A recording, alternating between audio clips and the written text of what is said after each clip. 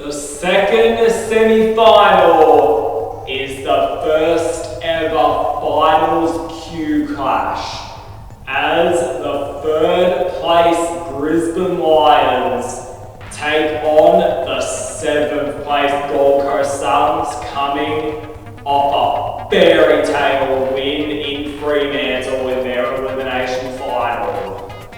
And overall, this game, well, where to start? And it's the midfield. We are treated to one of the biggest midfield battles of the season, just how deep these teams go. For Brisbane, Ashcroft boys, McCluggage, Dunkley, Cam Marina sometimes. Just, oh my goodness. And Gold Coast and their sides is either Matt Rowell, Noah Anderson, Toot Miller, Butterick sometimes. Oh my goodness. This midfield and how deep they all go is just craziness. Brisbane used to have such a strong lead in the midfield department, I feel, but Gold Coast has reeled in their state rivals. They have reeled them in and now have one of the best midfields in the league, one of the best midfield trios in the league in Matt Rowell, Noah Anderson and Toot Miller. The defences, led by Brisbane's led by intercept marking specialist Harris Andrews, who continues to be one of the best in the game, earning yet another All-Australian jacket, although he wasn't at his best against Geelong. Right, Leicester, Brendan Starkovich continues to be such a strong, small lockdown defender, and Jack Payne are also very strong contributors. Although Jack Payne for the Suns defenders, leading what is a very improved back line, like Sam Collins, Sam Flanders, Will Powell, Charlie Ballard, Brody Wood. It's the kind of back line that can just come up and just calmly intercept a lot of things. I think they've been flying on the radar in terms of defensive ratings all year. Both teams have key young small forwards for Brisbane, Logan Morris, who's had a career best year, and the Suns, Ben King, who has also had a career best year. And many small forwards to boot. Bailey Humphrey, Brandon Fiorini, for the Suns have been just crazy small forwards. And for Brisbane, Zach Bailey, Charlie Cameron, Kyle Owen have been great as well. These two teams have played twice in the season, and obviously this is a Q clash, and both teams have been able to just have split it with both results going differently. But you can take a bit out of it in terms of what we'll see in this matchup based on how they went in both clashes. When the Suns, and it comes from the midfield.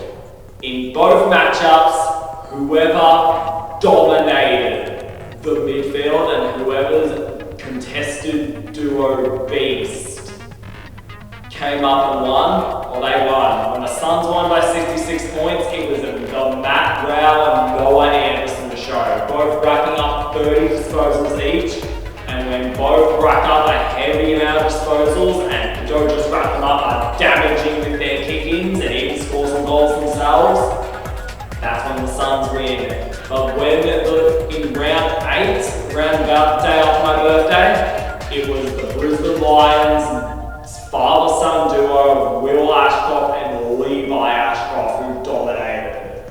30 disposals each in a Brisbane Lions victory, and they looked good doing it as well.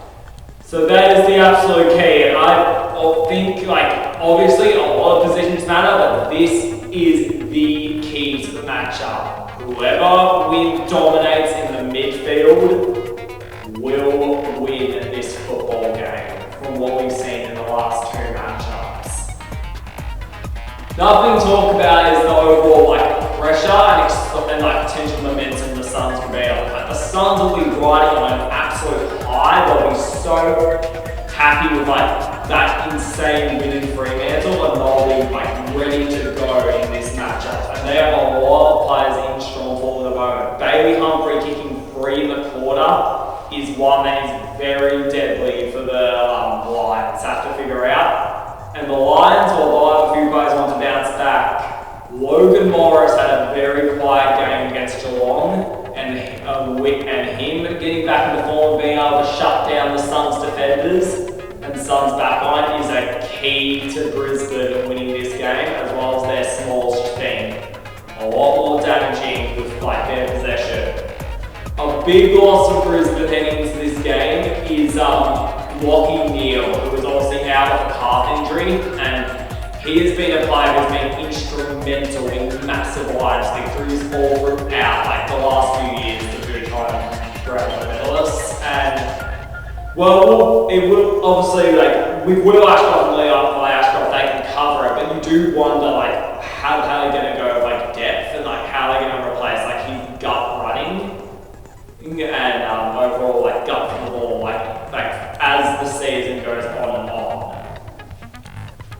As for Suns, sailing up to say David Swallow is a potential worry, like could just drop out of the side for the more favoured players, which is crazy considering he kicked the game winner last week, so I'd keep him in. Obviously, considering this a Q cushion, nothing to look out for is Dane Zorko v. Drew Miller, whether that pops up again. They haven't really said it would, but obviously we're always on watch with it. Overall, I'll say it over and over again. In this matchup, the way it's being played, the midfield is king. And it will come down to whether the Ashcroft brothers or the wrecking duo of Rao and Anderson will come out on top of their possessions and win this game. As for predictions, the Lions are banged up, very inconsistent week to week, whilst the Suns are like on a high, they're riding so much momentum. A lot of people would go to Suns here. But I just feel like Brisbane's experience, Brisbane's like almost premiership edge, and overall like calm head in these moments and desire to bounce back, I think it will show. I think the Ashcroft boys have a massive game. I think Logan Morris can bounce back and kick a few needed goals. And I think the Brisbane Lions will come out on top of this one. Yeah, it should be a very fun and exciting matchup. Cannot wait to see what happens in this one. The biggest game in Queensland footy since the 2020 Grand Final. Bring it on. Winner gets a trip to the MCG to play Collingwood.